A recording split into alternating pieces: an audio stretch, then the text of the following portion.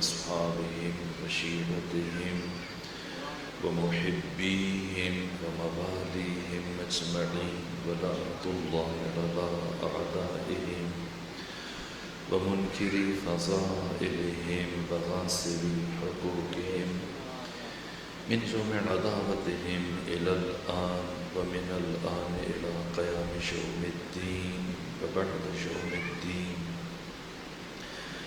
أما بعد فقد قال حسين بن علي عليه آلاف التحية والثناء: إنا أهل بيت النبوة ومعدن الرسالة ومحل الرحمة ومختلف الملائكة. ويزيد رجل فاسق شارب الخمر قاتل النفس المحترمة مؤلن بالفسق مثلي لا يباشر لمثله. ننتظر وتنتظرون نصبح وتصبحون. أينا أحق بالخلافة والولاية والبيعة. صلوات بجی خاندان فاطمہ.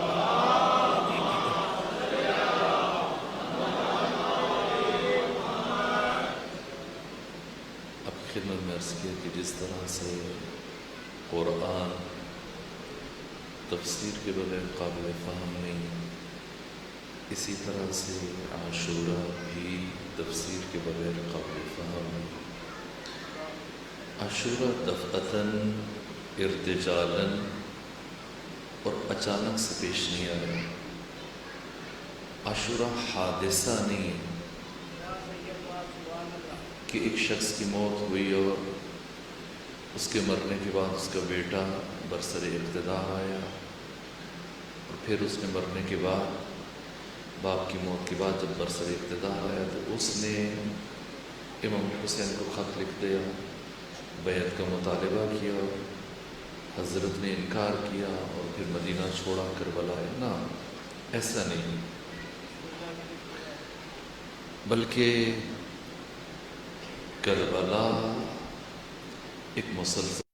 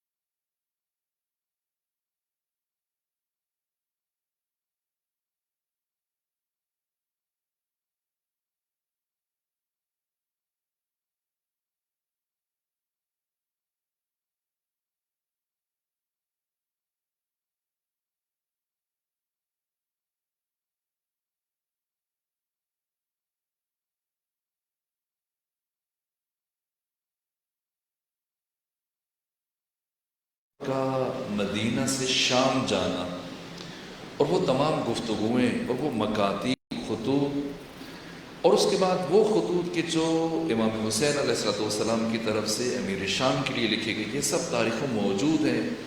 آپ مطالعہ سے گزرے، آپ نے علماء سے استفادہ کیا، سنا، وہ خطوط کے جو امیر شام نے امام حسین کو لکھے اور وہ خط جو امام نے جواب میں لکھے، یہ سب موجود ہیں۔ اور خود یہ جو خطبہ مینا ہے یہ عکس العمل ہے امیر شام کے خط کا۔ امیر شام نے یہ خط تحریر کیا امام حسین علیہ السلام کو، کہا اے حسین میں نے سنا ہے تم اٹھتے جاگتے، سوتے جاگتے، اٹھتے بیٹھتے، ہر جگہ ہر مقام پر اپنے بابا علی کی باتیں کرتے، ان کے فضائل بیان کرتے ہو، میں نے شدت سے منع کر رکھا ہے ان کی توصیف سے۔ آپ اپنے گھر میں بیٹھ کر علی کی باتیں کرو، علی سے متعلق گفتگو کرو، آپ کو ملأ عام میں اجازت نہیں ہے۔ سرور و سالار شہیدان حسین ابن علی کا یہ اقدام اپنی شہادت سے 2 سال پہلے 58 ہجری میں مکہ میں جانا، اور پھر عمومی طور پہ بھی حضرت کی خطاب کر سکتے تھے نا، مدینہ میں بھی یہ کام کر سکتے تھے، لیکن مکہ کو چنا چونکہ پوری اسلامی دنیا سے نمائندگی موجود تھی۔ اصحاب رسول سمٹ کر حج کے موقع پر اکٹھے ہوتے تھے، اور حضرت نے فرمایا پہلے مرحلے میں کوشش کرو کہ اصحاب رسول کو جمع کرو، اور اصحاب رسول کے بعد تابعین اور اسلام کے برجستہ چہرے، شناختہ شدہ افراد جو اپنی ایک شناخت رکھتے ہیں، اپنے قبیلوں کے سردار، بزرگ، بڑے، اکابرین، اپنے قبائل کے سردار، انہیں بلاؤ۔ اور پھر امام حسین علیہ السلام نے جب یہ خطبہ ارشاد فرمایا، اس سے پہلے بھی اور اس کے آخر میں بھی تاکیداً فرمایا، ہر جملے سے پہلے ان سے اللہ کی قسم لی، انشدکم اللہ، اور اس کے بعد پھر ختمی مرتبہ کی فرامین اور کلمات یاد دلائے، ہر ایک سے ہر مرتبہ اقرار لیا، اور اقرار لینے کے بعد جب خطبہ مکمل کیا تو فرمایا کہ جو اس وقت موجود ہیں، جن جن کے کانوں تک یہ کلام پہنچا ہے، تم پر واجب ہے کہ رسول اسلام کا یہ کلام امت کے ایک ایک فرد تک پہنچاؤ۔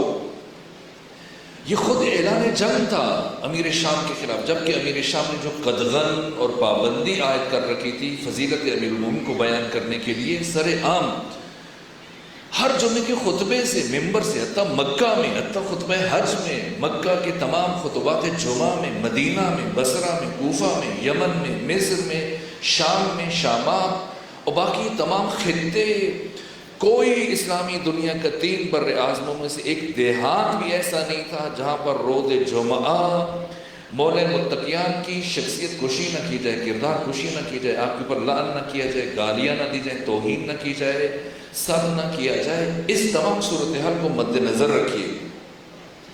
جس طرح کے محققین نے کہا، اور شیخ ناصر الدین البانی کی بھی الفاظ ہیں، اور بڑے بڑے محققین، اکابرین، مکتب اہل تسنن، سواد اعظم اور جمہور کے بڑے بڑے علماء کی زبان سے اس طرح کے کلمات ادا ہوئے، اور جیسا کہ جناب جور جرداق نے اور خلیل جبران نے یہ جملے کہے مولا متقیان سے متعلق کہ علی ابن ابی طالب مظلوم اول ہے، اس کائنات میں علی ابن ابی طالب سے بڑا مظلوم وجود نہیں رکھتا، سب سے بڑے مظلوم اس کائنات کے ذات علی ابن ابی طالب اور حسین ابن علی کے جو حق کے مدافع ہیں، حق کے محافظ ہیں، بحیثیت محافظ حق، بحیثیت امام وقت، آپ کی سب سے اولین ذمہ داری ہے کہ بشریت کی سب سے مظلوم ترین شخصیت کے حق کا دفاع کریں، امیر المومنین کی شخصیت کا دفاع کریں۔ دوسرے مرحلے میں جو میں نے پہلی گفتگو میں آپ کی خدمت میں یہاں پر عرض کرنے کی کوشش کی کہ ولایت روح عاشوراء ہے، اور ذات امیر المومنین علی ابن ابی طالب علیہ السلام روح ولایت ہے۔ اور اس بات کو جتنے بھی عرفاء کے سلسلے ہیں، جتنے بھی تصوف کے سلسلے ہیں، ہر ایک اپنا سلسلہ جا کر کس کے ساتھ جوڑتا ہے؟ مولا متقیان سے جوڑ رہا ہے، سوائے نقشبندی افراد کے۔ یہ جو سلسلہ تصوف ہے نقشبندی، سوائے علم کے باقی تمام سلسلے تصوف کے سب آخری سرا جہاں پر لے جا کے اپنے سلسلہ تصوف کو روکتے ہیں ذات امیر المومنین علی ابن ابی طالب علیہ السلام ہے۔ خود سلسلہ نقشبندیہ کے سب سے بڑے صوفی اور عارف جو سمجھے جاتے ہیں مجدد الفسانی، یہ مجدد الفسانی کے جو نقشبندی ہیں اور سلسلہ تصوف میں نقشبندی حضرات یہ سلسلہ جا کے منتہی کرتے ہیں خلیفہ اول عثمان بن عامر ابو قحافہ جو ابو بکر کے نام سے مشہور ہیں، یہاں پہ لے کے جاتے ہیں بات کو. لیکن خود مجدد الفسانی یہ ان کی کلمات ہیں، ان کے رسائل میں، ان کی کتابوں میں یہ لکھا انہوں نے، جو سلسلہ نقشبندیہ کے سب سے بڑے دانشور، محقق، عالم، صوفی اور عارف مانے جاتے ہیں. کہا کہ حق تعالیٰ تک رسائی حاصل کرنے کے صرف دو راستے ہیں، ایک قرب نبوت، ایک قرب ولایت. قرب نبوت ختمی مرتبت کی وفات کے بعد یہ سلسلہ، یہ دروازہ نبوت بند ہو گیا. اب خدا تک پہنچنے کے لیے صرف ایک راستہ ہے اور اس راستے کا نام ہے قرب ولایت. اور اس کائنات میں ذات امیر المومنین علی ابن ابی طالب علیہ السلام روح ولایت ہے. ممکن نہیں کہ کوئی انسان ان درجات تک پہنچ سکے ذات امیر المومنین کو وسیلہ قرار دیے بغیر خدا تک پہنچ سکے نہ.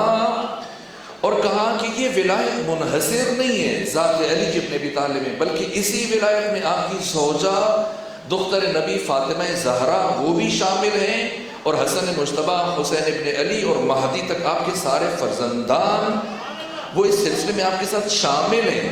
اور ان کو نکال کر ان کے بغیر ممکن نہیں کوئی انسان اللہ کی معرفت کا ادعا کر سکے. ذات امیر المومنین روح ولایت ہے. اس اعتبار سے پھر جس طرح سے امیر شام آپ کی شخصیت کی مسلسل مخالفت کر رہا ہے، کردار کشی کر رہا ہے اس حیثیت سے، اور پھر اور بہت سارے ابعاد اور جہات جنہیں میں آج اور کل آپ کی خدمت میں عرض کرنے کی کوشش کروں گا، جن کے باعث سرور و سالار شہیدان امام حسین علیہ السلام نے ان حالات میں ان خواص کو جمع کر کے یہ خطبہ ارشاد فرمایا. اہم ترین مسائل کو بیان کیا، لیکن ظاہر ہے کہ وقت کے دامن میں گنجائش نہیں، میں جس حد تک بیان کر سکتا تھا بیان کیا. تو اسے تین مختصر اشارے اور دوں اور پھر ہم بڑھے سرور و سالار شہیدان امام حسین کی دیگر اقدامات کی طرف کہ انہوں نے سرزمین کربلا کا انتخاب کیوں کیا، کیوں مکہ میں نہ رکے، کیوں مدینہ میں نہ رکے، کیوں مصر کی طرف نہ چلے گئے، کیوں ہندوستان نہ چلے گئے، کیوں پہاڑوں میں پناہ گزین نہ ہوئے. اور اس سے متعلقہ اور بہت سارے سوالوں کے جوابات پہلے مرحلے میں جو حضرت نے تعارفات بیان کیے امام حسین علیہ السلام نے، ان میں سے ایک یہ تھا حدیث منزلت. یہ حدیث منزلت بعد از غدیر اثبات ولایت امیر المومنین کے لیے دوسرے درجے پر جو کلام نبوی ہے، بعد از غدیر، بعد از من کنت مولا فاز علی المولا، وہ حدیث منزلت ہے. اور اسے ختمی مرتبت نے غزوہ تبوک کے موقع پر ارشاد فرمایا. غزوہ تبوک آپ جانتے ہیں 9 ہجری میں یہ غزوہ اس کے لیے ختمی مرتبت چلے. جب خبر آئی شام کی طرف سے آنے والے تجار نے، تاجروں نے خبر دی ختمی مرتبت کو کہ اس طرح سے قیصر روم آپ پر حملہ کرنے کا ارادہ رکھتا ہے، اور جب مسلسل یہ اخبار پہنچے تو ختمی مرتبت نے ایک لشکر تیار کیا. شدید گرمی کا موسم تھا، فصلیں بالکل تیار تھیں، اور ایسے موسم میں جبکہ پچھلے 2-3 سال سے فصلیں مدینہ میں ٹھیک سے نہیں ہوئی تھیں، ایک فاقہ کی کیفیت تھی، قحط سالی کا زمانہ تھا، اور اس دفعہ جبکہ فصلیں اور پھل بہترین انداز سے اناج اگے اور اب تیار ہیں سارے کے سارے اہل مدینہ مسلمان کہ اپنی کھیتیوں کو محفوظ کریں، پھلوں کو محفوظ کریں، اناج کو محفوظ کریں، اسی وقت ختمی مرتبت نے خروج کا حکم ارشاد فرمایا. یہ مشکل ترین جنگ ہے. باقی جتنی بھی جنگیں ختمی مرتبت نے لڑی، چھوٹے بڑے مارکے جن کی تعداد 80 سے لے کے 83 تک ہے، یہ سارے کے سارے اس سرزمین میں رہ کر حجاز میں، عرب میں، مکہ میں، مدینہ میں یہاں تک لڑے گئے. یہ پہلی جنگ ہے غزوہ تبوک، جو اب جس کی وجہ سے اسلامی سرزمین سے نکل کر شام سے آگے بڑھ کر روم کی طرف پیش قدمی کرنا پڑ رہی. اس لیے ختمی مرتبت نے شب و روز کوشش کی مدینہ سے، اطراف مدینہ سے جتنے مسلمانوں کو اپنے ہمراہ شامل کر سکتے تھے، یہاں تک کہ 30,000 کا لشکر، یہ سب سے بڑا لشکر ہے ختمی مرتبت نے جتنی جنگیں لڑی. کسی جنگ میں مسلمانوں نے اتنی بڑی تعداد میں شرکت نہیں کی سوائے اس جنگ کی، چونکہ دنیا کی جو سپر پاور تھی اس وقت 2 سپر طاقتیں تھی پوری دنیا میں، ایک ایران، دوسرے روم. اب روم کے ساتھ جنگ کے لیے جا رہے ہیں اور کیفیت یہ کہ 30,000 افراد آپ کے ہمراہ ہیں اور اکثریت بے دلی کے ساتھ جا رہی ہے، جس کی منظرکشی قرآن مجید نے تفصیل کے ساتھ کی اور بیان کیا کہ بہت مشکلوں سے سوائے چند صالح مومنین کے اور چند مخلص اصحاب رسول کے اکثریت کے لیے مشکل تھا اپنا گھر بار چھوڑ کے جانا، اپنے اناج جب کہ پختہ ہو چکے ہیں، پکے ہوئے پھل، اور شدید گرمی کا موسم، اور ایک سواری ہے 10 افراد ہیں، اور اتنا طولانی سفر ہے، سارے راستے میں باری باری سواری بدلتے ہیں، ایک بیٹھتا ہے 9 پیدل چلتے ہیں، پھر دوسرا بیٹھتا ہے، باقی پیدل چلتے ہیں۔ یہ مشکل سفر ہے، اور اس سفر میں ذات امیر المومنین جنہوں نے اب تک کی تمام چھوٹی بڑی جنگوں میں شرکت کی اور ہر جنگ کے فاتح قرار پائے، لیکن غزوہ تبوک میں ختمی مرتبہ علی ابن ابی طالب علیہ السلام کو اپنے ہمراہ لے کے نہیں گئے، مدینہ میں چھوڑا۔ ادھر مدینہ میں چھوڑا اور ادھر صحابہ کرام خود پریشان ہیں، حتیٰ ختمی مرتبہ کے مخلص اصحاب، ایک طرف تو یہ فکر کہ اناج اور غلہ چھوڑ کے جا رہے ہیں، گرمی ہے شدید، دوسری طرف یہ کہ اکثریت کو ختمی مرتبہ ساتھ لے کے جا رہے ہیں، اور پیچھے بچنے والے مدینہ میں زیادہ تعداد منافقین کی ہے۔ اور اب یہ خوف ایسا تھا کہ کہیں صحابہ کرام کو ان کے حرم کو نقصان نہ پہنچے، حتیٰ ڈر یہ تھا کہ ختمی مرتبہ کا گھر نہ جلا دیا جائے، آپ کی مخدرات کو، آپ کی ازواج کو اسیر نہ کر لیا جائے، اس طرح کے شکوک و شبہات پائے جا رہے تھے، اور یہ باتیں چل رہی تھی۔ ان کے مد نظر ایک ایسا بابصیرت شخصیت اور ایک شجاع انسان جس کے پاس قوت فیصلہ ہو، اس کو مدینے میں چھوڑ کے جانا ضروری تھا۔ اس لیے ختمی مرتبہ نے اس حساس موقع پر وجود مبارک امیر المومنین علیہ اعلیٰ فتحیت و ثنا کا انتخاب کیا۔ آپ مدینہ میں رکے، ادھر ختمی مرتبہ جیسی وادی ارج میں پہنچے تو منافقین نے پروپیگنڈا کرنا شروع کیا اور مسلسل تانا زنی شروع کر دی کہ علی پیغمبر آپ سے تھک چکے ہیں، پیغمبر آپ سے بیزار ہیں، اب آپ پیغمبر کے لیے بوجھ بن چکے ہیں، اس لیے وہ آپ سب کو لے کے گئے، صرف آپ کو چھوڑ کے چلے گئے۔ یہ باتیں ذات امیر المومنین کو بہت ناگوار گزری۔ دیکھیے امام کائنات کا حساس ترین انسان اگر وہ دوسروں کے لیے رؤوف ہے، رحیم ہے، کریم ہے، خود اس کا اپنا دل اتنا زیادہ لطیف ہے، اتنا زیادہ نرم ہے، اتنا زیادہ حساس ہے، دوسروں کی باتیں عام شخص کو اگر آپ کچھ بھی کہہ دیں ممکن ہے وہ اثر نہ لے، لیکن ایک حساس انسان وہ اثر لیتا ہے۔ اور مولا متقیان جو کائنات کے حساس ترین انسان ہیں، چاروں طرف سے جب یہ ایک تہمت کی اور اس طرح کی باتوں کی بوچھاڑ شروع ہوئی، حضرت نے لباس جنگ پہنا، اپنی شمشیر خود حمائل کی، گھوڑے پر سوار ہوئے، گھوڑے کو دوڑا، اسی مقام پر جہاں پر ختمی مرتبہ پڑاؤ ڈال کے بیٹھے ہوئے تھے حضرت پہنچے اور ساری صورتحال بیان کی کہ مدینے کے منافق مجھے اس طرح سے کہہ رہے ہیں، یا رسول اللہ مجھے بھی آپ اپنے ہمراہ لے جائیے۔ اس موقع پر ختمی مرتبہ نے صحابہ کرام کو جمع کیا، اور جمع کرنے کے بعد سب کو اکٹھا کرنے کے بعد یہ جملہ جو تاریخ اور حدیث کی ہر کتاب میں موجود ہے، حتیٰ امام مسلم نے اور اسی طرح سے امام اسماعیل بخاری نے صحیح بخاری کی 3 جلد میں اس حدیث کو بیان کیا انہی الفاظ کے ساتھ کہ اے علی سنیں آپ کون ہیں اور آپ کا مقام کیا ہے، آپ کی حیثیت کیا ہے۔ اے علی آپ کی حیثیت اور نسبت میرے ساتھ وہی ہے جو ہارون کی موسیٰ کے ساتھ ہے۔ یا علی انت منی بمنزلت ہارون من موسیٰ، فرق یہ کہ اللہ لا نبی بعدی، میرے بعد کوئی نبی نہیں آئے گا۔ یہ ختمی مرتبہ کا کہنا کہ میرے بعد نبی نہیں آئے گا، یہ خود اس مقام بلند کی طرف اشارہ ہے اور صراحت ہے کہ علی ابن ابی طالب علیہ السلام کو ختمی مرتبہ جو اپنا نائب بنا کے جا رہے ہیں مدینہ میں اور تمام اختیارات سونپ کے جا رہے ہیں، اس کا مفہوم کیا ہے؟ یہ آپ کی امامت کا اعلان ہے، یہ آپ کی ولایت کا اعلان ہے، یہ آپ کی خلافت کا اعلان ہے، یہ آپ کی عظمت و عزت و شرف کا اعلان ہے۔ یہ سنا امیر المومنین کی آنکھیں نرم ہوئی، آپ واپس چلے گئے مدینہ کی طرف خوش ہیں، اور ادھر ختمی مرتبہ گئے۔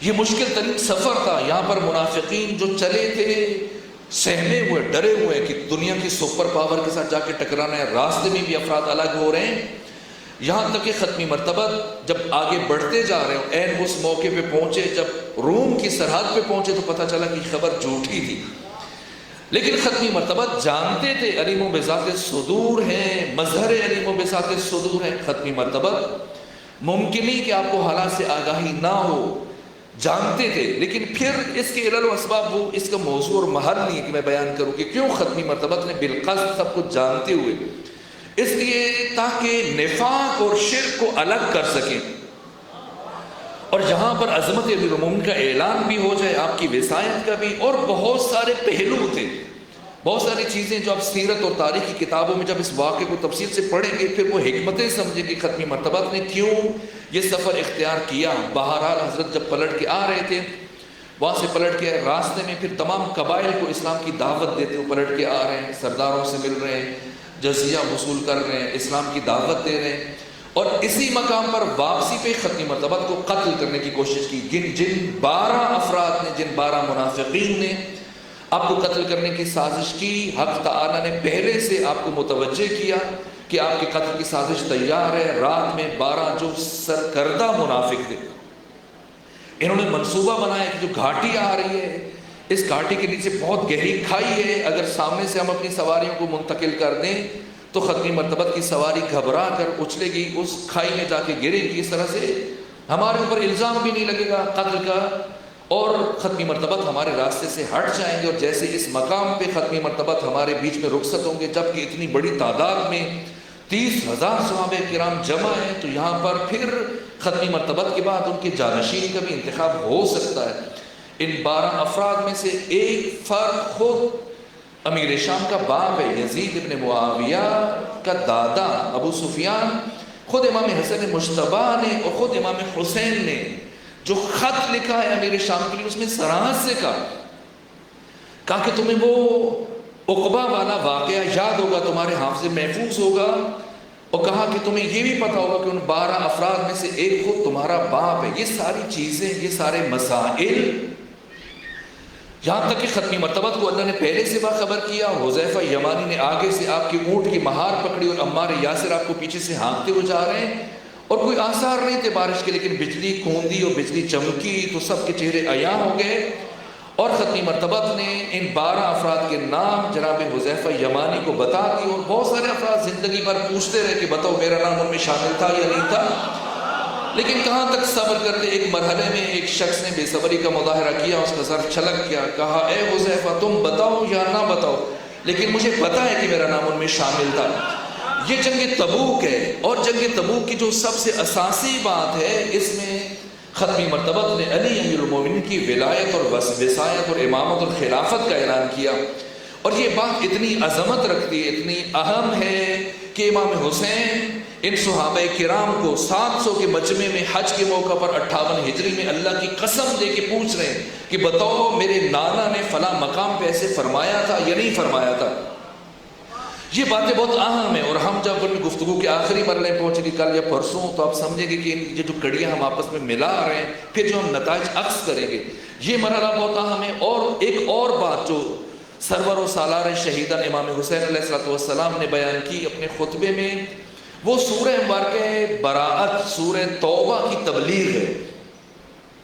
سورہ توبہ کی کچھ آیات ایک فرد کو دیکھیں بھیجی ختمی مرتبہ نے، لیکن ابھی اس نے کچھ فاصلہ طے کیا ہوگا، ختمی مرتبہ پر اللہ کی طرف سے وحی آئی، یا خود جائیں یا اپنے اہل میں سے اپنے نفس کو بھیجیں، اپنی جان کو بھیجیں، اپنے میں سے کسی کو بھیجیں، اپنے جیسے کسی فرد کو بھیجیں۔ لہٰذا مولا متقیان کو روانہ کیا گیا حکم دے کر، اور جس فرد کو طرف بھیجا گیا، مولا متقیان نے جا کے کہا کہ آپ کی مرضی ہے، اگر آپ واپس جانا چاہتے ہیں تو واپس چل جائیں، اگر میرے ساتھ آپ جانا چاہتے ہیں مکہ میں تو میرے ساتھ آپ مکہ چلے جائیں۔ لیکن انہوں نے خفت محسوس کی، جو بھی وجوہات تھی پلٹ کے آ گئے۔ یہ بہت بڑا اعزاز تھا۔ امیر المومنین 9 ہجری میں تشریف لے کے گئے مکہ میں، عرفات میں، مشعر میں، مقام مینا، ہر مقام پر ختمی مرتبہ کا اور پروردگار کا یہ مقام پڑھ پڑھ کے سنا رہے ہیں، اتنی زور سے اور مسلسل کئی مقامات پر 3 سے 4 دن یہ خطاب کیا امیر المومنین کہ آپ کی آواز بیٹھ گئی، یہاں تک کہ اپنے ہمراہ ابو ذر کو لے کے گئے تھے، سلمان کو لے کے گئے تھے، پھر ان سے کہا تم بیان کرو، یہاں تک کہ حضرت کی آواز کو پھر کچھ آفاق ہوا، پھر ہر مقام پر کوشش کر رہے تھے سب تک اللہ کا یہ پیغام پہنچے کہ اب کوئی بھی عریان اور بے لباس ہو کر خانہ کعبہ میں حج کے لیے نہیں آ سکتا، اور یہ 4 مہینے کی مہلت بڑھائی گئی ہے، اس کے بعد کوئی مشرک اور کافر اللہ کے حرم میں داخل نہیں ہو سکتا، اور وہ ساری باتیں جو تفصیل میں آپ مجھ سے 1000 درجے بہتر جانتے ہیں۔ یہ احساس اسے بھی امام حسین علیہ السلام نے بیان کیا اور اس حقیقت کی طرف اشارہ کیا کہ سمجھو اور پہچانو، پروردگار نے جس حکمت کی طرف انسانوں کو متوجہ کیا کہ ایک فرد کے جو ایک سورہ کی تبلیغ کی صلاحیت نہیں رکھتا، وہ پورے قرآن مجید کی تبلیغ کی صلاحیت کیسے رکھ سکتا ہے، اور جس شخصیت کو منتخب کیا گیا وہ ذات امیر المومنین ہے۔ اور پھر خصوصیت کے ساتھ تفصیل سے امام حسین علیہ السلام نے مولا متقیان کی جنگوں میں سے، ان 83 جنگوں میں سے یا 80 جنگوں میں سے اور مارکوں میں سے جس کا ذکر بالتفصیل کیا، میں چند جملے اس سے متعلق عرض کروں، وہ جنگ خیبر ہے۔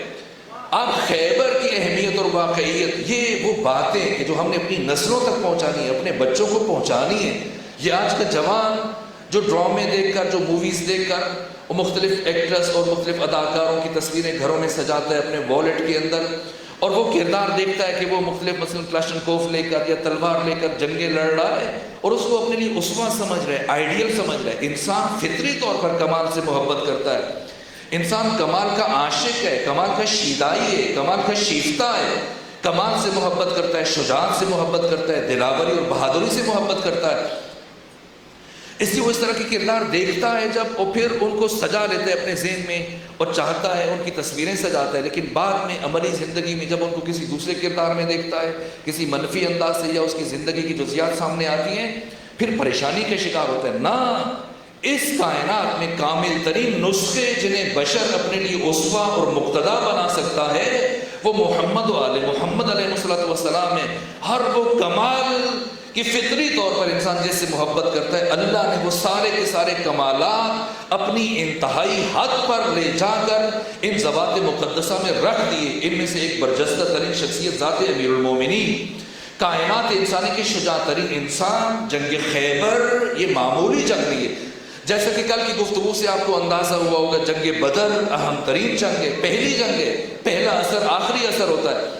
اگر پہلی مرتبہ مسلمانوں کو شکست ہو جاتی، اسلام ہمیشہ کے لیے نابود ہو جاتا۔ اور غیر مسلم مفکرین اور مستشرقین نے یہ جملے لکھے کہ جنگ بدر کی فتح کا واحد اور واحد سبب صرف اور صرف علی علیہ السلام کی شجاعت اور بہادری ہے۔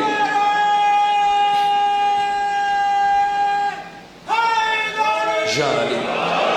اس کے بعد پھر جنگ احد، آپ جانتے ہیں جنگ احد اگرچہ مسلمانوں نے کوشش کی، اور اس کے بعد جب تنہا پورے میدان جنگ میں صرف علی رہ گئے اور ختمی مرتبت رہ گئے، ختمی مرتبت کی جان کو بچانا، خود امام حسین علیہ السلام نے اپنے خطبے میں اشارہ فرمایا اس خطبہ ملا میں کہ میرے بابا علی وہ شخصیت ہے امیر المومنین، ابو تراب ابو الحسن، کہ جنہوں نے احد کے دن پیغمبر گرامی اسلام کے چہرے سے پریشانی کے آثار کو مندمل کیا، ہٹایا۔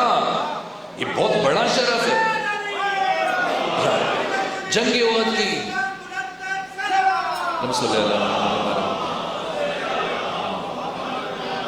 جنگ احد کی فتح کا واحد اور واحد سبب ذات امیر المومنین۔ اس کے بعد جنگ خندق، آپ دیکھ لیں 4 افراد قتل ہوئے، 27 دن تک محاصرہ رہا، خندق کے باہر پریشان تھے، اب ان کا سامان رزق ختم ہو رہا ہے، خوراک ختم ہو رہی ہے، کتنی دیر اور بیٹھے پڑاؤ ڈالے۔ تنگ آ کر سب سے جو بہادر 7 افراد تھے، ان میں سے 3 بھاگنے میں کامیاب ہو گئے، ایک نے تیر کھایا اور جا کے واپسی میں مکہ میں جا کے مرا، اور یہ سارے افراد صرف اور صرف علی ابن ابی طالب کے ہاتھ سے مارے جا رہے ہیں۔ جنگ خندق کی فتح کا سہرا صرف اور صرف ذات امیر المومنین کے سارے ہیں، اور کوئی ایک فرد اس جنگ میں علی ابن ابی طالب علیہ السلام کا شریک نہیں ہے۔ یہ 10,000 افراد، اور جو مسلمانوں کی قلبی کیفیت ہے، کون مقاومت دکھا سکتا؟ اب فرض کر لیجئے، میں آپ کی خدمت میں یہ نقطہ عرض کرتا ہوں، آپ خود اس پہ جا کے سوچئے گا اور وزن کیجئے گا۔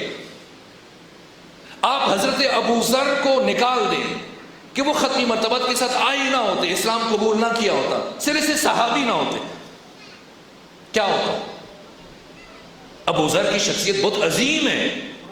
ختمی مرتبت نے فرمایا کہ زمین نے کسی کو اپنے پروں کے اوپر اٹھایا نہیں، اور آسمان نے کسی کے اوپر سایہ کیا نہیں جو میرے ابو ذر سے زیادہ سچا ہو۔ یہ ابو ذر اتنے مقام کی حامل، لیکن فرض کریں آپ کہ اگر یہ اصحاب رسول کے درمیان موجود نہ ہوتے تو کیا ہوتا؟ کیا اسلام اسی طرح سے نہ پھیلتا؟ کیا اسلام کی ترویج اور اشاعت نہ ہوتی؟ کیا اسلام کے کام رک جاتے؟ نہ کوئی فرق نہ پڑتا۔ ہاں، ایک اچھا چہرہ، اس کا کردار، بشر محروم رہ جاتے۔ اگر سلمان نہ ہوتے کیا اسلام ختم ہو جاتا؟ نہ، جناب سلمان کی عظمت بجائے خود، لیکن اگر نہ ہوتے اسلام اسی طرح سے ہوتا جیسے ہے۔ اگر مقداد نہ ہوتے، ختمی مرتبت فرماتے کہ مقداد کی حیثیت میرے تمام صحابہ کرام کے درمیان وہی ہے جو حروف تہجی کے درمیان الف کی ہوتی ہے. لیکن اس ساری عظمت کے باوجود اگر یہ مقداد نہ ہوتے تو کیا کار اسلام رک جاتا؟ نہ، کار رسالت انجام پاتا. اور کوئی بھی نام اٹھائیے، کوئی بھی نام اٹھائیے غیر از علی، اسلام بھی ہوتا، رسول اسلام کا پیغام بھی پہنچتا، سب کچھ ہوتا. اسی طرح سے سب ہو اور علی نہ ہو.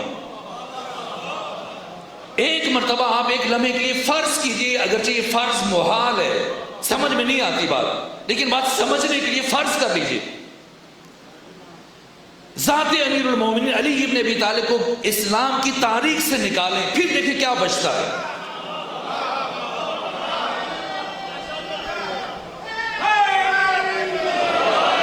اسلام سرے سے مکہ میں ختم ہو جاتا، نابود ہو جاتا. اپنے پہلے مرحلے میں جب یہ کومبل نمودار ہوئی اسی لمحے فنا ہو جاتا. شب ہجرت ساری بات ختم ہو جاتی. شب ہجرت ختمی مرتبت کی جان کی بقا کی ضمانت صرف اور صرف علی کا سونا ہے. سمجھ رہے ہیں علی کون ہے؟ علی حقیقت ناشناختہ ہے. جب ذات ختمی مرتبت نے علی امیر المومنین سے شب ہجرت کی جملہ کا، اور عجیب ہے یہ جملہ کہ یا علی نم علی فراشی، اے علی میرے بستر پر سو جائیے.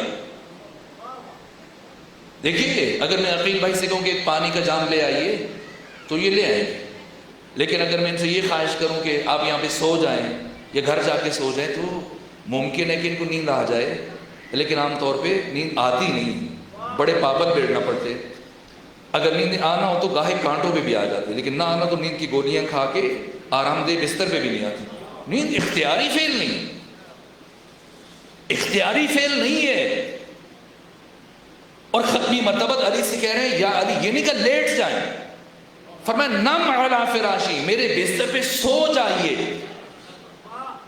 سونا غیر اختیاری فعل ہے، اور علی سوئے. شاید ساری زندگی اس طرح سے نہ سنو جیسے شب ہجرت سوئے. ہر رات 1000 رکعت پڑھنے والے علی شب ہجرت سوئے. اور کیوں سوئے؟ ختمی مرتبت نے کہا میرے بستر پہ سوئیے. اور سونا غیر اختیاری عمل ہے.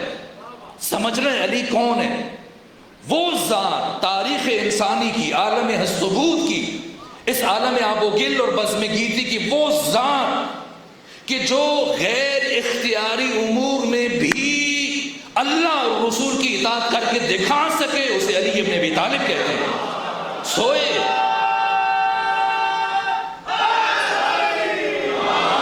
علی سوئے، لیکن کیسی کیفیت میں سوئے علی ابن ابی طالب؟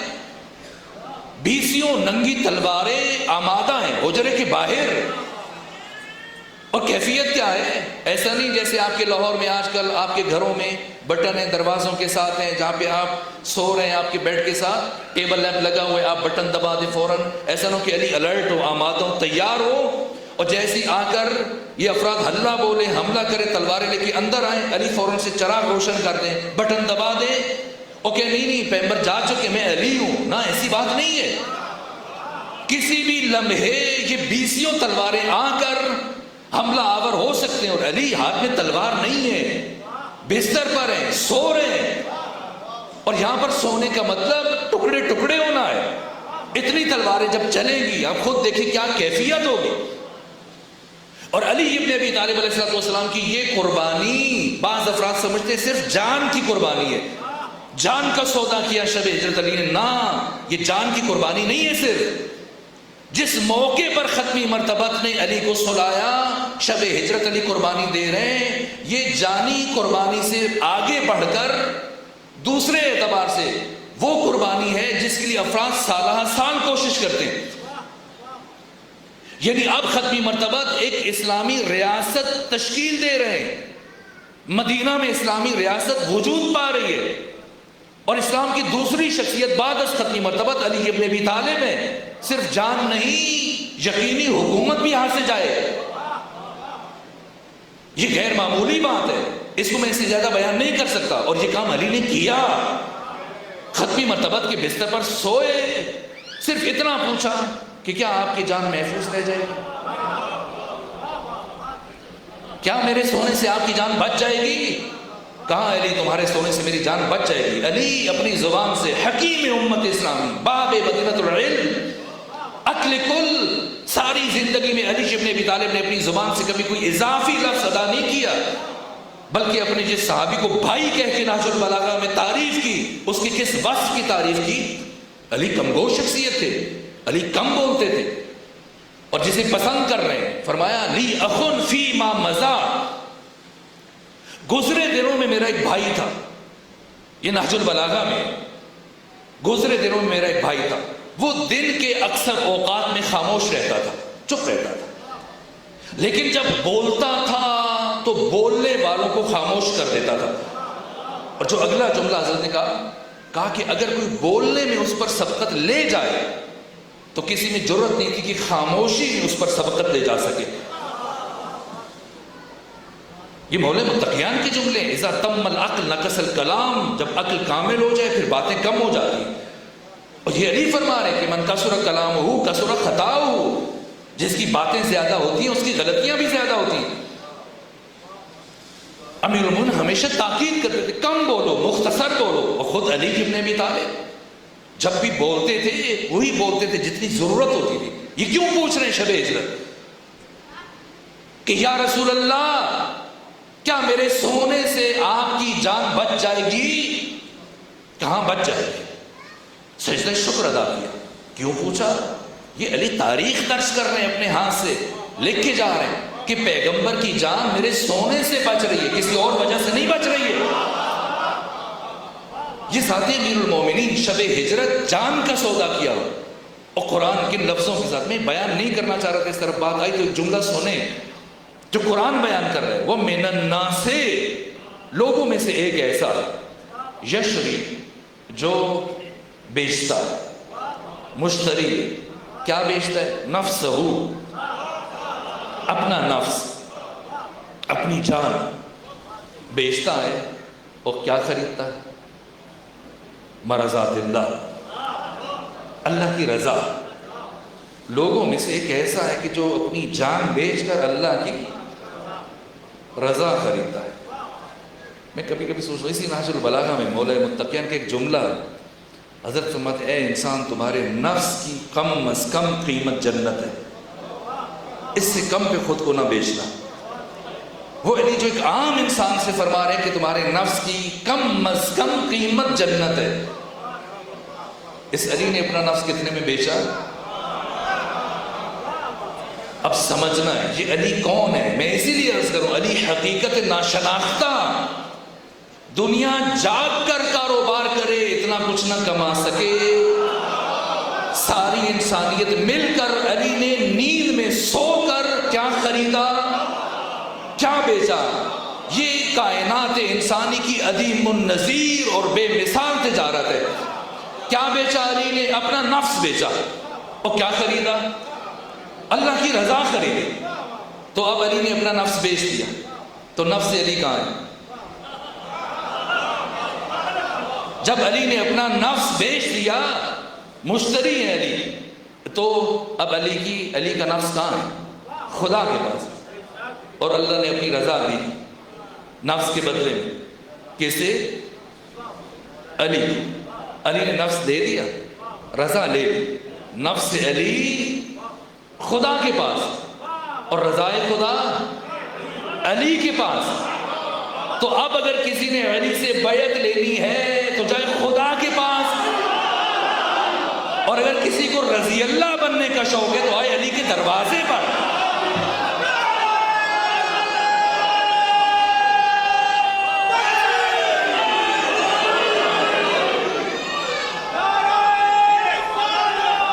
گھر سے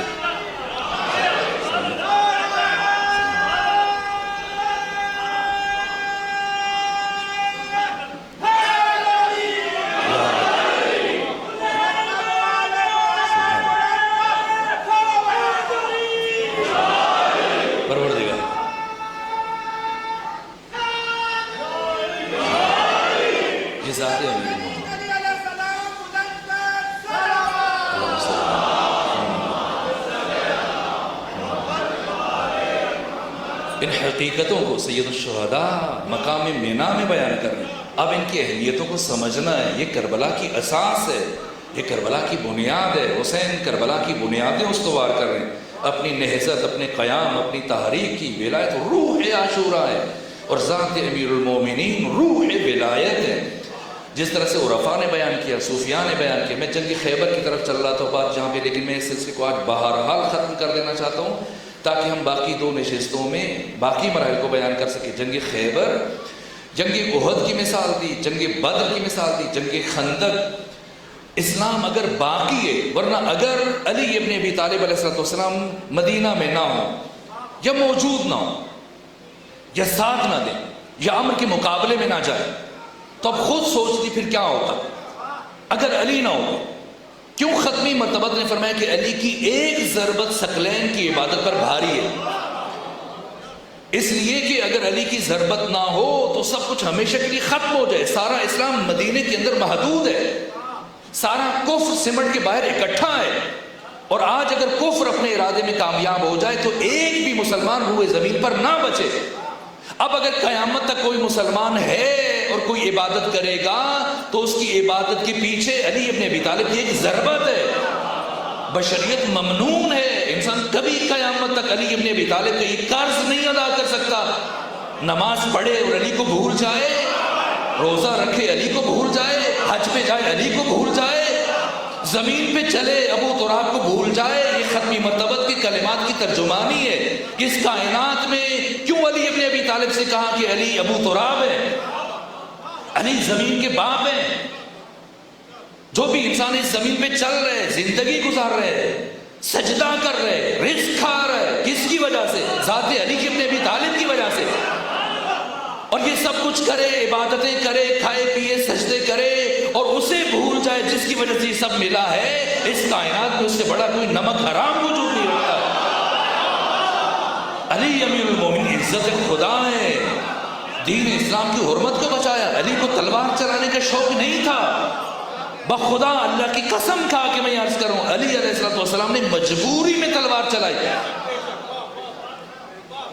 جب عزت خدا، عزت مصطفیٰ، دین مصطفیٰ کی حرمت کی بقا منحصر تھی ذات علی میں، آپ ان تمام مواقع کا جائزہ لیجئے۔ اگر علی تلوار نہ اٹھائیں، مجبور ہو کر اگر کوئی اور تلوار اٹھاتے، علی کی کیا خواہش تھی؟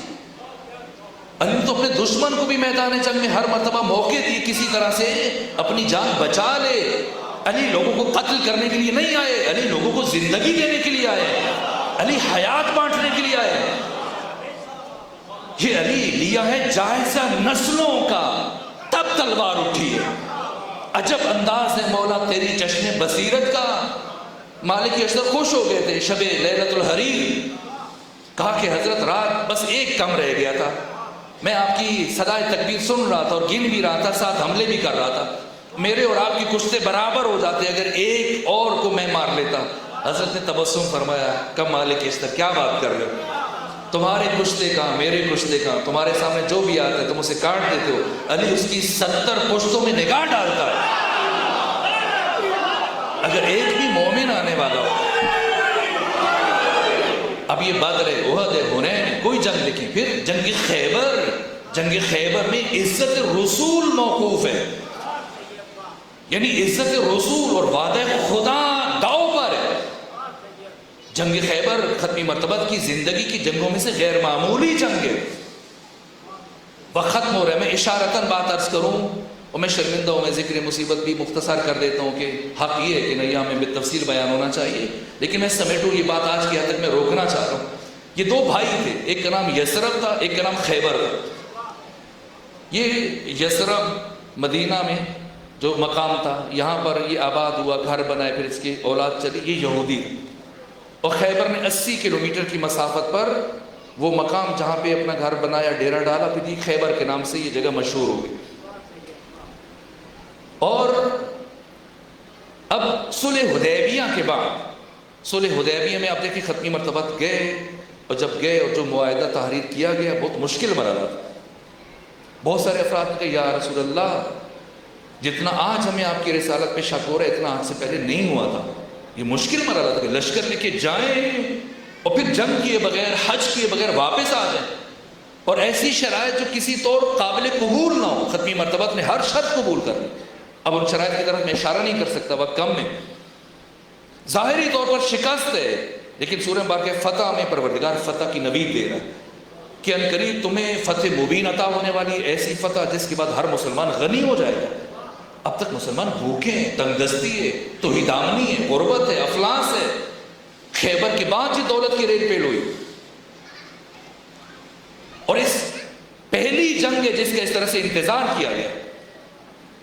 ظاہر ہے کہ اب مسلمانوں کی چشم سیری اور ان کی آسودگی سے وابستہ، یہاں تک کہ صلح حدیبیہ سے جب ختمی مرتبہ پلٹے اور صرف 20 دن مدینہ میں قیام کیا، اور آپ کو جب اطلاع ملی کہ خیبر کے یہودی آپ کے خلاف جنگ لڑنے کا ارادہ رکھتے ہیں، ختمی مرتبہ نے 1600 افراد کو ساتھ دیا، 200 گھوڑا سوار اور 1400 افراد پیادہ. یہ 1600 افراد چلے مدینہ سے اور پہنچے خیبر میں، اس مقام پر 80 کلومیٹر کا فاصلہ طے کرنے کے بعد. اور بنو قریظہ جنہوں نے ختمی مرتبہ کے ساتھ خیانت کی تھی، کعب بن اسد نے حی بن اخطب کی باتوں میں آ کر اس کو بھی ختمی مرتبہ نے اس سے پہلے شہر بدر کر دیا تھا، اور یہودیوں کے ساتھ کے جو غزوہ بنی قریظہ ہوا، اور اب مدینہ سے وہ یہودی بھی یہاں پہ آباد ہوئی. یہ 14,000 تعداد تھی خیبر میں. یہ باتیں ضروری ہیں، یہ اپنی نسلوں تک، بچوں تک یہ واقعات سنائیں ان کو. کبھی خیبر سنائیں، خندق سنائیں، کبھی غدیر سنائیں. یہ امانتیں ہیں. سید الشہداء جو خطبہ میراث کے موقع پہ فرما رہے ہیں کہ تم پر واجب ہے کہ یہ باتیں مجھ سے سن رہے ہو انہیں دوسروں تک پہنچاؤ. یہ باتیں تشیع کی اساس ہیں، ایسے نہیں کہ قصے ہیں، کہانیاں ہیں، نہ، یہ روح ہے اسلام ہے. ہم اسلام کی دقتوں کو، باریکیوں کو سرے سے سمجھ نہیں سکتے جب تک ان مراحل سے گزریں گے نہیں، خود کو گزاریں گے نہیں. اب ختمی مرتبہ 1600 افراد کے ساتھ آئے. بنی قریظہ یہ سارے آ چکے ہیں، یعنی 14,000 افراد اور 7 قلعے. اور 7 قلعوں میں سے سب سے مشکل ترین جو قلعہ ہے اس کا نام ہے قلعہ ابن ابی الحقیق. یہ ایک ٹیلے کے اوپر واقع تھا، پہاڑی چوٹی کے اوپر. اس چوٹی کا نام تھا قاموس اور اس مقام کا نام تھا خیبر. آج کل ہم عام طور پہ کہتے ہیں کہ قلعہ خیبر. قلعے کا نام ابن ابی الحقیق تھا اور قاموس کے جو ٹیلا تھا اس کے اوپر واقع تھا. لیکن پھر قلعہ قاموس کہا جانے لگا، پھر خیبر بھی کہا جانے لگا. تو یہودیوں نے اپنے بچوں کو، خواتین کو ایک قلعے میں محصور کیا اور باقی قلعہ بند ہو گئے. تیر کمانے چڑھا کر آماد اور تیار ہیں. ادھر ختمی مرتبہ صبح پہنچے جیسی خیبر کے مقام پر. خوف زدہ تھے یہودی. جرأت انہیں اس لیے ہوئی تھی کہ اب مسلمان ڈر گئے، سہم گئے، گھبرا گئے، کیونکہ صلح حدیبیہ کے موقع پر ایسی شرطیں ختمی مرتبہ نے قبول کرنی اہل مکہ کی، جس کا مطلب صرف یہ سمجھا جانے لگا تھا کہ بس اب تو مسلمان گئے، خوف زدہ ہیں، ڈرے ہوئے، گھبرا گئے. بس میں 2 سے 3 باتیں عرض کروں، بات تمام کرنا چاہتا. تو اس لیے وہ جری ہوئے، شیر ہوئے، ان جنگ کا ارادہ کیا. ادھر ختمی مرتبہ جب پہنچتے ہیں افراد کے ساتھ، انہوں نے ایک اور کام کیا جو بنی غطفان ہے 6 کلومیٹر کے فاصلے پر خیبر سے. ان کے ساتھ انہوں نے معاہدہ کر لیا کہ اگر تم اس جنگ میں ہمارا ساتھ دو اور ہمارے ساتھ مل کر مسلمانوں کے خلاف لڑو تو خیبر کی آمدنی کا آدھا حصہ ہم تمہیں دیں گے.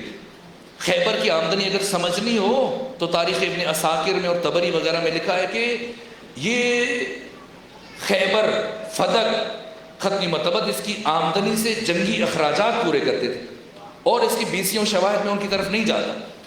تو ان سے طے ہوا کہ فدق کی، خیبر کی آدھی آمدنی ہم تمہیں دیں گے. اور انہوں نے اپنے 4,000 سپاہی تیار کر لیے. اب 4,000 وہ، 14,000 افراد یہ قلعہ بند ہو گئے.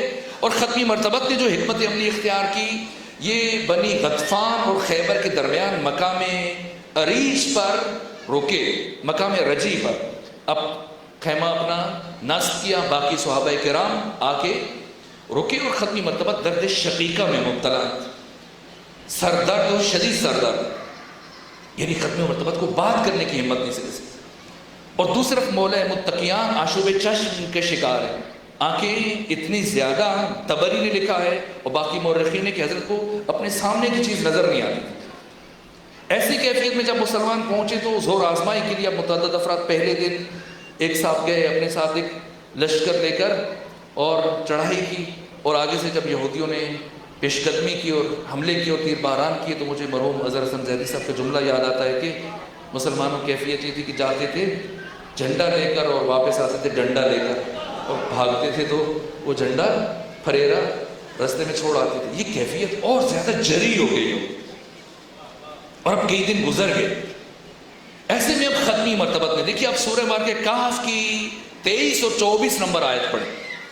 جب کبھی صحابہ کرام یہ بات کرتے تھے کہ میں کل یہ کام کروں گا، رسول اسلام ٹوک دیتے تھے، اور یہ قرآن کی آیتیں نازل ہیں. سورہ کہف کی 23 اور 24 نمبر آیت کہ مسلمانوں، اے مومنوں، جب بھی تم کہنا چاہو کہ میں کل یہ کام کروں گا تو پھر انشاءاللہ کہا کرو. رسول اسلام خود بھی زندگی بھر جب بھی کل کی نسبت سے کوئی کام انجام دیتے تھے کہتے تھے کہ میں کل یہ کروں گا، ساتھ ضرور بالضرور آپ کی سنت میں سے ایک سنت یہ انشاءاللہ کہتے تھے. اور اگر کوئی صحابی انشاءاللہ نہ کہ ٹوکتے تھے کہ انشاءاللہ کہو. لیکن پہلی مرتبہ ختمی مرتبہ نے لفظ سے کل جنگ خیبر کے موقع پر لفظ انشاءاللہ کے بغیر استعمال کیا. اور عجیب یہ کہ اس میں 4 تاکیدیں فرمایا. اما واللہ، پہلے حرف تنبیہ، اس کے بعد رسول اسلام نے قسم اٹھائی، ضرورت نہیں تھی قسم اٹھائی، واللہ، پھر لام تاکید، اس کے بعد پھر نون مشدد جسے کہتے ہیں نون تاکید. اگر اس کا میں ٹھیک اردو میں ترجمہ کرنا چاہوں تو اس کا مطلب یہ ہوگا کہ تاکید در تاکید در تاکید در تاکید. کوئی انشاءاللہ کا لفظ استعمال نہیں کیا، گویا 4 مرتبہ، یعنی انتہائی حتم اور جزم کے ساتھ. اما واللہ لأوتین الرعی، علم کسے دوں گا؟ غدن، کل، غدن کل کس کو دوں گا؟ واللہ لأوتین الرعی غدن رجلا. 5 اوصاف بیان کیے. یہ 5 اوصاف میں ختمی مرتبت نے سمندر کو کوزے میں سمو دیا ہے. اب وقت نہیں بچا کہ میں ان کی جزیات کی تفسیر بیان کروں. رجل، اگر یہ قید توضیحی ہو رجل کی تو پھر مفسرین نے اور سیرت نگاروں نے کہا پھر اس کا مطلب یہ ہوگا کہ یہ عزم اور ہمت کا پیکر ہے، بہادر، دلاور، شجاع اور نڈر انسان ہے. اگر یہ قید احترازی ہو تو پھر رجل کا مطلب یہ ہے کہ جو پہلے جاتے رہے وہ مرد نہیں تھے، مرد صورت تھے. یہ پہلی بات. وَاللَّهِ لَأُوتِيَنَّ الرَّايَةَ غَدًا رَجُلًا. دوسری بات کرار، یہ دوسرا وصف ہے. کرار کا مطلب جو بیان کیا گیا لغت کی کتابوں میں، جو جم کے لڑتا ہو اور پے در پے مسلسل حملے کرے. ایسا نہیں کہ ایک حملہ کرے کامیابی حاصل ہو رک جائے، نہ، حملہ کیا کامیابی حاصل ہوئی تابڑ توڑ دوسرا حملہ کر رہا ہے، پھر تیسرا حملہ کر رہا ہے، پھر چوتھا کر رہا ہے، بڑھتا جا رہا ہے. یہ کرار ہے. اور تیسرا تعارف غیر فرار. یہ غیر فرار اسی کرار کی وضاحت بیان کی ختمی مرتبت نے. اور ختمی مرتبت اب دیکھیں طبری نے لکھا کہ جب افراد پلٹ کے آتے تھے سپہ سالار، علمبردار اور سپاہی، تو سپاہی سارا شکوہ علمبردار پہ ٹھوکتے تھے کہ یہ باعث بنا اس لیے ہمیں شکست، اور علمبردار کہتا کہ نہیں سپاہی باعث بنا. ختمی مرتبت نے فوج کو نہیں بدلا، علمبردار کو بدلا ہے. اور پھر یہ علمبردار کی خصوصیات بیان کر رہے ہیں، رجل، کرار، غیر فرار. اور پھر تیسری بات، اگر ہم غیر فرار کو کرار کی توضیح قرار دیں تو تیسرا تعارف یحب اللہ ورسولہ. نا یحب اللہ ورسولہ، کہ وہ اللہ اور اس کے رسول سے محبت کرتا ہے. یہ علامت کہ کوئی مال دنیا، اور اس کا اختتام پر میں ایک جملہ عرض کروں گا، مال دنیا اس کے لیے حیثیت نہیں رکھتا، کوئی منصب مقام، صرف وہ محب خدا ہے، محب رسول ہے. اور چوتھا تعارف یحبہ اللہ ورسولہ، کہ وہ خود اللہ کا بھی محبوب ہے، اس کے رسول کا بھی محبوب ہے. محب خدا و رسول بھی ہے، محبوب خدا و رسول بھی ہے. اور 5ویں خصوصیت فتح اللہ علی یدیہ، اللہ اس کے دونوں ہاتھوں کے اوپر فتح و نصرت عطا کرے گا. اب یہ 5 باتیں، یہ 5 خصوصیات جن سے متعلق تاریخوں میں یہ جملے موجود ہیں، حتیٰ خلیفہ ثانی کی کلمات موجود ہیں، طبری نے لکھے، باقیوں نے لکھے، کہ اگر ان 3 باتوں میں سے ایک بات مجھے عطا ہو گئی ہوتی تو یہ میرے نزدیک دنیا کے سرخ اونٹوں سے افضل و بہتر ہے. ایک جو ختمی مرتبت نے علی کا دروازہ کھولا رکھا، باقی سب کے بند کر دیے. ایک جو علی ابن ابی طالب علیہ السلام کا عقد سیدہ فاطمہ کے ساتھ ہوا، نبی ذاتی کے ساتھ، کاش کہ یہ سعادت مجھے ملی ہوتی. اور تیسرا خیبر میں علم، اس علم کی اہمیت کو سمجھیے. 5 خصوصیات ہیں اور بیان، اور ان 5 خصوصیات کے بعد بہت ساروں کو اپنی خواہش سے دستبردار ہو جانا چاہیے تھا، لیکن چونکہ انسان فطری اعتبار سے تفوق پسند ہے، جاہ طلب ہے، چاہتا ہے کہ اگرچہ اپنی حقیقت بھی معلوم ہوتی ہے لیکن چاہتا ہے کہ پھر وہ کسی طرح سے اس احساس کو حاصل کر کے اپنی امتیازی حیثیت برقرار کر لے. تو اسی کوشش میں اب ختمی مرتبت نے سب کو جمع کیا، اور جمع کرنے کے بعد سب کو اب علم دینا ہے.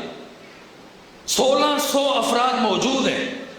طبری نے لکھا، حتیٰ بخاری اور مسلم میں یہ الفاظ موجود ہیں کہ بہت سارے افراد، نام جا کے خود پڑھے، بہت سارے افراد اپنی گردن لمبی کر کے بار بار خود کو نمایاں کر رہے کہ پیغمبر کی نگاہ پڑ جائے. گویا یہ سمجھ لیں جیسے ہمارے یہاں اسکولوں میں، کالجوں میں بس اوقات طالب علم استاد کے سامنے خود کو نمایاں کرنے کی کوشش کرتے ہیں. نہ، رسول اسلام معلم بشریت، علیم بذات الصدور ہے، ہر ایک کی صلاحیت کو خوب بہتر جانتے ہیں. اسی گردن لمبی کرنے کی ضرورت نہیں تھی. حتیٰ سعد ابن ابی وقاص سے متعلق میں نے پڑھا ہے کہ پہلے وہ آلتی پارتی مار کے بیٹھے تو پھر اٹھ کے کھڑے ہو گئے. رسول اسلام نے فرمایا بیٹھ جاؤ. 1600 افراد دم بخود حالت انتظار میں مضطرب بیٹھے، ہر ایک ہی چاہ رہے کہ علم اسے ملے، چونکہ یقینی طور پر یہ اتنی تاکیدوں، 4 تاکیدوں کے ساتھ، ان خصوصیات کے ساتھ ضمانت جاری ہو چکی ہے کہ خیبر نے فتح ہونا ہے. اب جس کے ہاتھ میں علم جائے گا فتح اس کا مقدر ہے. ایسی کیفیت میں ایک مرتبہ ختمی مرتبت نے طائرانہ نگاہ ڈالی، پھر دوبارہ مجمع کو بغور دیکھا، شاید کسی کو تلاش کر رہے، اور جب نظر نہیں آیا تو پوچھا بتاؤ علی کہاں ہے؟ ابھی تک کسی کے سان و گمان میں بھی نہیں تھا کہ علی یہاں پر. ختمی مرتبت علی کو بلا سکتے ہیں چونکہ وہ سب نے کہا بیمار ہے، وہ تو چلنے کے قابل نہیں، کچھ دیکھ نہیں پا رہے. کہ علی کو بلاؤ، لے کے آؤ. مولا متقیان کی انگلی پکڑ کے لائے اس مقام پر، اور حضرت نے مولا متقیان کا سر اپنے گھٹنے کے اوپر رکھا اور پھر لابدان لگایا علی کی آنکھوں سے. اور پھر زندگی بھر، خود امیر المومنین فرماتے ہیں اس کے بعد میں کبھی آشوب چشم کی بیماری کے شکار نہیں ہوا. اس کے بعد اپنا امامہ حمائل کیا، میں مختصر کر رہا ہوں، پھر تلوار حمائل کی، تیار کیا، گئے. امیر المومنین سرعت سے بڑھے خیبر کی طرف. جیسی بڑھے صحابہ نے آواز دی اے علی ہمیں بھی لیتے جائیے، لیکن حضرت رکے نہیں. اس طرح بعض افراد شامل ہوتے گئے، ساتھ آگے بڑھے. اب میں چونکہ وقت ختم ہو رہا ہے خلاصہ کر رہا ہوں، ورنہ چند اہم باتیں تھیں جن کو بیان کرنا ناگزیر تھا. لیکن جیسی حضرت بڑھ رہے ہیں، پہلا کام جس سے یہودی دہشت زدہ ہوئے، تمام مورخین نے لکھا علی امیر المومنین نے ایک چٹان میں، ایک سخت پتھر میں علم کو اس طرح سے گاڑا کہ یہودیوں کی آنکھیں پتھرا گئیں. یہ کون آیا ہے؟ نفسیاتی اعتبار سے اسی لمحے ان کو احساس ہو گیا تھا کہ جو پہلے آتے رہے وہ الگ تھے، جو اب آیا یہ اور ہے. اور جیسی علم گاڑا، ایک مرتبہ حارث مرحب کا چھوٹا بھائی یہ سچ دج کے میدان میں آیا. ابھی آیا، حضرت نے فرمایا حملہ کرو. اس نے حملہ کیا، حضرت نے اس کا وار خطا کیا اور پھر ایسی سرعت کے ساتھ شمشیر چلائی کہ اگلے ہی لمحے حرف غلط کی طرح سے اسے مٹا دیا، وہ ڈھیر ہو گیا. حارث چھوٹا بھائی تھا، مرحب نے جیسے سنا اس کا بھائی مارا گیا، اس کی آنکھوں میں خون اتر آیا. اور اب اس نے زرہ، ڈبل زرہ پہنی، 2 تلواریں اٹھائیں، 2 نیزے اٹھائے اور پتھر کا خود پہن کے آیا اور ہانپتا ہوا آگے بڑھا مولا متقیان کی طرف. مجھے یہاں پہ مرحوم اظہر حسن ذیلی صاحب کا جملہ یاد آتا ہے، بہت لطیف جملہ ہے، اور یہ جملے میں اس لیے عرض کر دیتا ہوں کہ ایسے بزرگان کی پاکیزہ روح کے درجات مزید بلند ہو جائیں جو وہ حمایت معصومین میں ایسے کلمات ادا کر کے گئے. ان کا علی نے کچھ بھی نہیں کیا جنگ خیبر میں، بہت چھوٹا سا ایک کام کیا. کیا کیا کہ مرحب جب آیا تھا تو اس کی زرہ بھی ڈبل تھی، خود بھی ڈبل تھا، شمشیر بھی ڈبل تھی، نیزہ بھی ڈبل تھا. حضرت دیکھا اس کی ہر چیز ڈبل، یہ خود کیوں سنگل ہے، اس کو بھی ڈبل کر دینا چاہیے. سو مولا متقیان بڑھے، آگے بڑھے. اور پھر اس کے بعد جو مرحب نے تعارف کروایا، انا الذی سمتنی امی مرحبا، میرا نام مرحب ہے، وہ مجھے خیبر جانتا ہے. مولا متقیان نے جو گفتگو کی کہ میری ماں نے میرا نام حیدر رکھا. کیوں؟ اس لیے کہ تورات، انجیل اور زبور میں اور آسمانی صحیفوں میں مولا متقیان کا نام حیدر استعمال ہو چکا تھا، اس لیے حیدر کا. اس کے بعد حضرت نے جو کیا، جیسی مرحب کو فنار کیا، اس کے بعد ایسی بھگدڑ مچی، گھبرائے ہوئے. یہاں پر عجیب و غریب کیفیت تھی، یہاں تک کہ اب یہودیوں نے چاروں طرف سے مل کے اعلان کیا کہ سب جمع ہو کر باقی سب کو چھوڑ دو، علی پر حملہ کرو. اور جب سارے ہزاروں افراد علی ابن ابی طالب علیہ السلام کی طرف بڑھے تو انہی میں سے ایک شجاع نے، ایک پہلوان نے مولا متقیان کو سرعت کے ساتھ تلوار ماری کہ آپ کی ڈھال سپر کٹ گئی، اور اس کے بعد کٹ کے نیچے گری۔ جیسے نیچے گری اللہ کے جلال کو جلال آیا، حضرت آگے بڑھے اور اب قلعہ خیبر کے اس دروازے میں ہاتھ ڈال دیا جسے 20 پہلوان مل کر کھولتے تھے اور مل کر بند کرتے تھے۔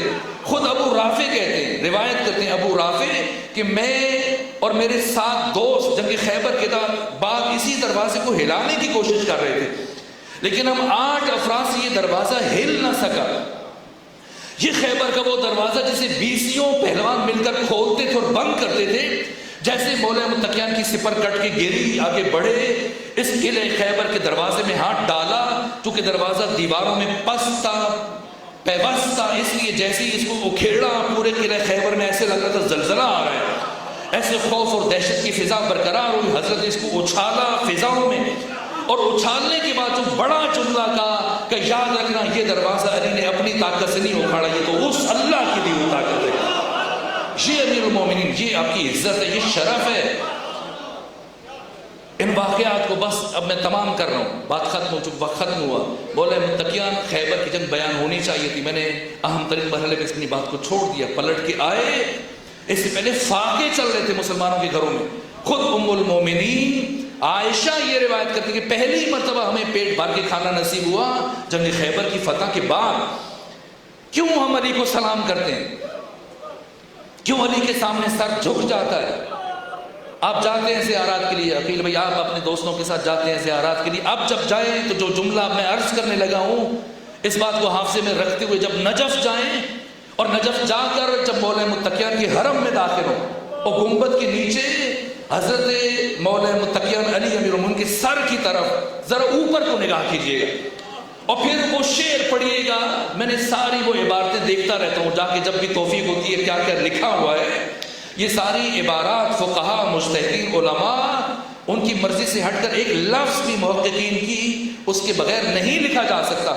باقی کلمات، اشعار، آیات جو درج ہیں حضرت کی سر اقدس کی طرف گنبد کے نیچے جو شعر درج ہے، اب پڑھیے گا، یہ کیا عجیب شعر ہے۔ لو لم یکن، اور یہ فقی کا شعر ہے، لو لم یکن فی صلب آدم نورہ،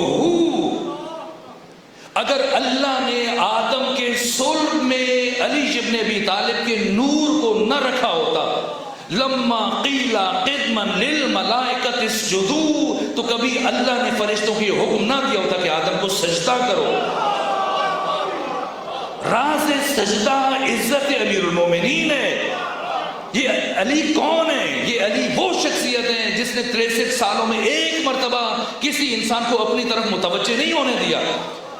بقول مولانا ابو العلا مودودی کی جنگ خیبر کے بعد فقر ختم ہو گیا، دولت کی ریل پیر ہو گئی، اور صحابہ کرام کے بچے جنگ خیبر کی فتح کے بعد سونے کی ڈلیوں سے کھیل رہے تھے، یہاں تک کہ امیر المومنین کے حصے میں جو مال غنیمت آیا یہ ایک چادر تھی جس میں سونے کی تاریں تھیں۔ جیسی حضرت نے چادر لی، رکھ لی، ختمی مرتبت نے آپ کو دی، باقی صحابہ کا الگ حصہ تھا مال غنیمت میں سے۔ کیوں علی کو سلام کرتے؟ کیوں علی کے سامنے جھک جانا چاہیے؟ علی عزت امیر المومنین، علی آیت اللہ العظمی، علی آیت اللہ الکبریٰ، علی حق تعالیٰ کی وہ نشانی جس نے بشر کو ہمیشہ خدا کی طرف متوجہ کیا۔ راوی کہتا، ایک صحابی کہتا ہے کہ میں علی کے پیچھے چل پڑا، مجھے پتا تھا کہ علی کو سونے سے اور چاندی سے اور ان چیزوں سے اور دنیا سے اور مال و دولت سے کوئی غرض نہیں ہے۔ علی نے یہ چادر خود استعمال نہیں کرنی، کسی کو دے دینی ہے، چلو میں کوشش کرتا ہوں، علی سے بات کرتا ہوں کسی طرح سے علی میری دلچسپی کو سمجھ کی چادر مجھے دے دیں۔ راستے میں کہا، میں چادر کی تعریف کرتا رکھا، علی کی بہت خوبصورت چادر ہے، اے علی ابن ابی طالب بہت بہترین، اس میں سونے کی تاریں لگی ہوئی، بڑی قیمتی چادر ہے۔ وہ سوچ رہا تھا کہ میں ایسی باتیں کروں گا، علی کہیں گے ہاں رکھ لو، لیکن علی نے مجھے نہیں دی۔ لیکن اس کے باوجود میں 80 کلومیٹر تک خیبر سے لے کے مدینہ تک علی ابن ابی طالب کا پیچھا کرتا رہا کہ علی چادر گھر لے کے جائیں گے کسی کو دیں گے۔ اور جتنا مجھے علی ابن ابی طالب علیہ السلام کے مزاج کا اندازہ تھا، مجھے پتا تھا کہ علی یہ چادر گھر لے کے نہیں جائیں گے۔ اور وہی ہوا، جب علی ابن ابی طالب مدینہ پہنچے گھر نہیں گئے، بلکہ فقراء اور مساکین جہاں بادیہ نشین رہتے تھے جھگیاں لگا کر بسیرا کرتے تھے، یتیم مساکین اور فقراء اس بستی کی طرف علی ابن ابی طالب چل پڑے اور ایک ایسا فرد جو ان یتیموں کی کفالت کرتا تھا جا کے اس کو دیا کہ ان کی روزی روٹی کا انتظام کرو، ان کے کھانے پینے کا انتظام کرو. اور تمام صحابہ کرام جو بھاری مال غنیمت لے کے گئے علی کی شمشیر کے نتیجے میں، خود فاتح خیبر جن کی اس ایک ضربت کے نتیجے میں ابو العلا مودودی کہتے ہیں کہ صحابہ کرام کے بچے مدینے کی گلیوں میں سونے کی ڈلیوں سے کھیل رہے تھے، اس روز بھی علی ابن ابی طالب علیہ السلام کے گھر میں فاقہ تھا. یہ علی ہے. اور جیسے داخل ہوئے گھر میں علی ابن ابی طالب علیہ السلام، فاطمہ زہرا سلام اللہ علیہا دختر نبی نے استفسار کیا، اے علی بہت شور ہے مدینے میں، بتائیں کیا ہوا؟ علی بتا سکتے تھے میں نے ایسے خیبر کا دروازہ اکھاڑا، اتنے کافروں کو مارا، اس دشمن کو یوں مارا. کہا کچھ نہیں بتایا. یہ علی پہچانیے علی کو، علی کون ہے، اور پھر فخر کیجئے جیسا جوش ملی آبادی نے کہا کہ فخر کا دل میں دریچہ باز کرنا چاہیے، جس کا تو مولا ہے اس کو ناز کرنا چاہیے. یہ علی ہے. جب فاطمہ نے پوچھا بڑا شور ہے مدینے میں، کیا ہوا خیبر میں؟ کہا کچھ نہیں ہوا، بس اللہ کا وعدہ پورا ہو گیا اور رسالت سرخرو ہو گئی. پھر سر سجدے میں رکھا اور اللہ کا شکر ادا کرنا شروع کیا. یہ علی ہے. یہ علی جن کی محنت کا نتیجہ ہے اور جن کی اولاد کی محنت کا نتیجہ ہے. کیا یہ قدریں، یہ حیا، یہ دین، یہ عفت، یہ غیرت، یہ نمازیں، یہ عبادات، یہ مسجدیں، یہ امام بارگاہیں، یہ حرمتیں سب باقی ہیں. اور خود ان شخصیتوں میں سے جنہیں قربانی کے لیے پیش کیا گیا روز عاشور، بس میرا دل چاہ رہا ہے کہ آج میں ذکر کروں اس شخصیت کا جس کا نام علی ہے. صرف ایک علی کی قربانی نہیں، علی اکبر. کون علی اکبر؟ جو شبیہ رسول اللہ ہے. بعض خطیب اور ذاکر پڑھتے ہوئے کہتے ہیں کہ ہم شکل پیغمبر تھے. یہ تعارف کامل نہیں ہے. ہم شکل پیغمبر کا مطلب ہے علی اکبر کا ظاہر رسول جیسا تھا. نام علی اکبر کا تعارف کسی مورخ کی قلم میں اتنی صلاحیت نہیں تھی کہ وہ بیان کرے. اس لیے آقا حسین نے یہ کام روز عاشور خود انجام دیا. اور کوئی انسان حسین کی نگاہ میں اس قابل نہیں تھا کہ حسین اسے گواہ بنائے. کسے گواہ بنایا؟ اللہ کو گواہ بنایا. جب علی اکبر کو میدان جنگ کی طرف روانہ کیا، اپنی داڑھی کو بائیں ہاتھ سے پکڑا اور اپنا دایاں ہاتھ آسمان کی طرف اٹھایا اور کہا پروردگار تو گواہ رہنا، اب میں اس جوان کو میدان جنگ کی طرف بھیج رہا ہوں جو خلق میں، خلق میں، کردار میں، گفتار میں، ظاہر میں، باطن میں تیرے رسول کی سب سے بڑی شبیہ ہے. اے خدا، جب بھی ہمیں اپنے نانا محمد مصطفیٰ کی زیارت کا شوق ہوتا تھا، ہم علی اکبر کے چہرے کی زیارت کرتے تھے. سب سے مشکل ودا علی اکبر کا ودا ہے. ادھر علی اکبر کو رخصت کیا. میں نے روایتوں میں یہ جملے دیکھے، ادھر علی اکبر کی سواری نے چند قدم طے کیے. یا علی اکبر علیہ السلام نے ایک ایسی آواز سنی، پلٹ کے دیکھا، عجیب قیامت کا منظر تھا. کیا ہوا؟ حسین ابن علی اوندھے منہ کربلا کی زمین پر گرے. علی اکبر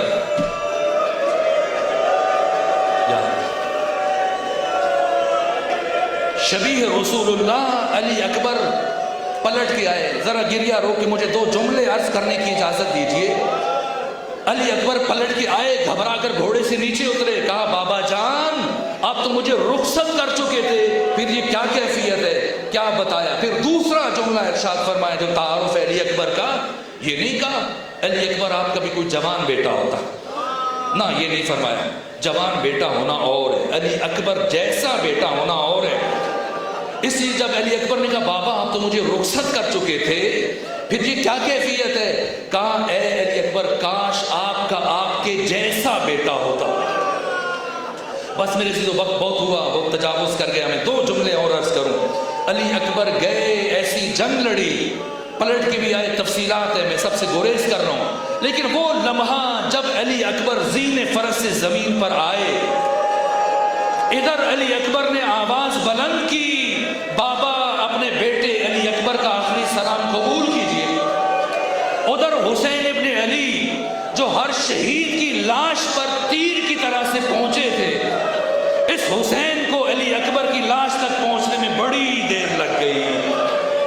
اس لیے کہ جب علی اکبر نے آواز دی تو حسین کبھی ادھر گرتے ہیں اور کبھی ادھر گرتے ہیں اور فرماتے ہیں اے علی اکبر مجھے آواز دو کہ میں تمہاری آواز کے سہارے تمہاری لاش تک پہنچ سکوں۔ اے بیٹا علی اکبر مجھے کچھ دکھائی نہیں دے رہا۔ یا اللہ، یہاں تک کہ جناب علی اکبر کی سواری، آپ کی سواری، آپ کا گھوڑا دوڑتا ہوا آگے بڑھا، اس نے امام حسین کی ابا کو اپنے دانتوں میں لیا اور اس حالت میں حسین علی اکبر کی لاش تک پہنچے۔ اللہ نہ کرے کوئی باپ اپنے بیٹے کا وہ حال دیکھے جو حسین نے علی اکبر کا دیکھا تھا۔ میں بیان نہیں کر سکتا کیا ہوا، جو ہوا بس اس کے بعد روح علی اکبر قفس انصری سے پرواز کر گئی، اور اب علی اکبر کی روح نکلنے کے ساتھ ساتھ حسین کے جسم میں جان نہیں رہی۔ اب حسین ابن علی نے بڑی کوشش کی کہ کسی طرح سے علی اکبر کی لاش کو اٹھائیں، لیکن حسین سے علی اکبر کی لاش نہیں اٹھائی جا رہی ہے۔ ثانیہ زہرا جو در خیام سے یہ سارا منظر دیکھ رہی تھی، ایک مرتبہ بنو ہاشم کے بچوں کو روانہ کیا، جاؤ امام وقت کی نصرت کرو۔ اب یہ چھوٹے چھوٹے بچے واہ علیہ واہ محمدہ واہ حسینہ کی آوازیں بلند کرتے ہوئے مقتل کی طرف پہنچے۔ سب نے مل کر علی اکبر کی لاش کو اٹھایا، یہ سب آگے آگے اور حسین پیچھے پیچھے چل رہے ہیں۔ اب حسین کا امامہ گلے میں اور حسین دونوں ہاتھوں سے ماتم کر رہے ہیں۔